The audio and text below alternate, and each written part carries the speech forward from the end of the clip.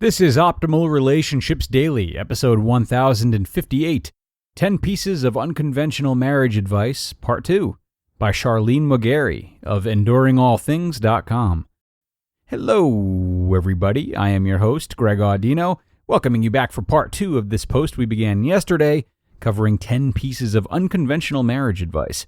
If you know me, you know this is right up my alley, as I think it is so important to constantly question even the most sage wisdom. This post got off to a great start in yesterday's episode, so be sure to pause here and listen to that if you haven't done so already. But if you are ready to hear the rest, then let's get to it and continue optimizing your life. 10 Pieces of Unconventional Marriage Advice, Part 2, by Charlene Maugeri of EnduringAllThings.com. Number 6. It's okay to need your spouse. Our society tells us that we have to be strong and independent women. Now, don't get me wrong, I completely agree with that. In fact, I don't need a man. I don't. And neither do you. But once you're in a committed relationship with someone, it's okay to need your partner. Once upon a time, I would hold my emotions back from Pearson because I didn't want to seem clingy. I wouldn't tell him that I missed him when we were apart, especially for the 4 to 5 months we were long distance during our engagement. I would strategically time my text messages so he didn't get overwhelmed. I'd even challenge myself to see how long I could go without contacting him and see if he'd contact me first. Crazy, right? It's okay to need your spouse. You love each other, and you are in a committed relationship. You can want and need them to comfort you. You can miss them when you're not apart. And guess what? At the same time, you can be independent and not need just any man in your life. They aren't mutually exclusive. Number 7. Speak your own love language. Every marriage expert out there preaches about speaking your spouse's love language, right? Yes, learning, understanding, and speaking the language that your spouse speaks naturally is so important. But so is speaking your own love language. Think about it. If English is your native language, but your spouse grew up speaking Spanish, you're not going to only speak each other's language to each other, right? You'll hopefully both speak a little English and a little Spanish. You'll respect your differences, learn each other's languages, and come up with some kind of combination that you both are comfortable with. Otherwise, one spouse could feel excluded and start to resent the other. So, speak your own love language sometimes, and do so intentionally. Yes, it will probably come naturally, but take the time to plan it out sometimes too. Number 8. Marriage should be 60% 40%. I know we've all heard the old adage that marriage isn't 50-50, but rather 100-100. Again, I understand and even sort of agree with the sentiment.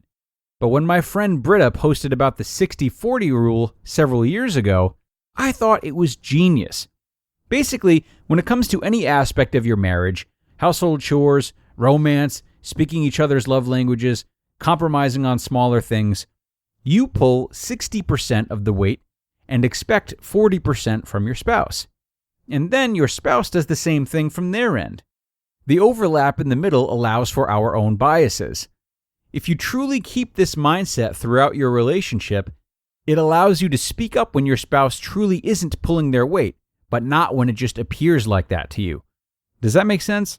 Of course, this looks totally different in every relationship, but I think a simple shift of the numbers in your mind helps a lot. Number 9. Don't put on a show.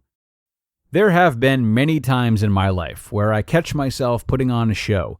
I act like nothing is wrong and I'm fine when I'm really not. I grin and bear it. I fake it till I make it. I basically slap a smile on my face and put my acting skills to the test. The problem is, when you do this in front of your spouse, you're blocking opportunities for true intimacy. When you can't be open and honest and vulnerable with your spouse, who can you do that with?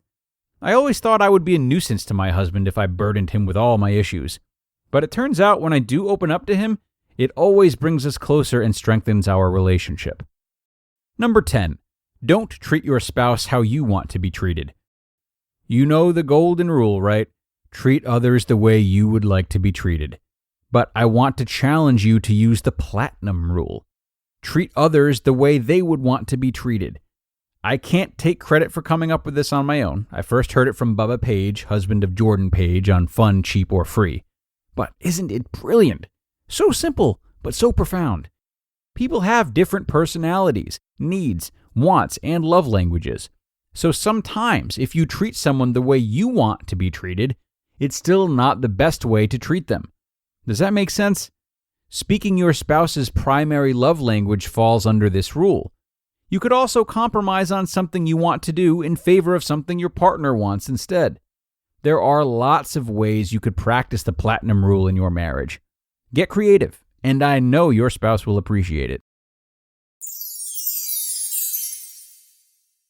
You just listened to part 2 of the post titled 10 Pieces of Unconventional Marriage Advice by Charlene Maugeri of EnduringAllThings.com.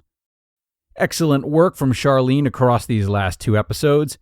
You know, it's so easy for bloggers to rely on just flipping common pieces of advice to stand out and break through. But Charlene has really done such a wonderful job of offering examples and reasoning to back up her points.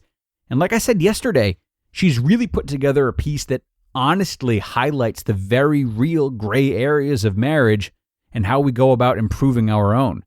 But beyond that, what this post really teaches us, or at least what I take away from it, is the fact that every marriage is different, as well as every challenge any married couple might face is different. There is so much intricacy, and when we find ourselves tangled and unable to find quick solutions, it's easy to look for, recurring pieces of advice to lean on. And while some popular strategies have a good reputation for a reason, we mustn't ever overlook how unique our experiences are as married couples. Each couple is allowed to go against the grain if it works for them.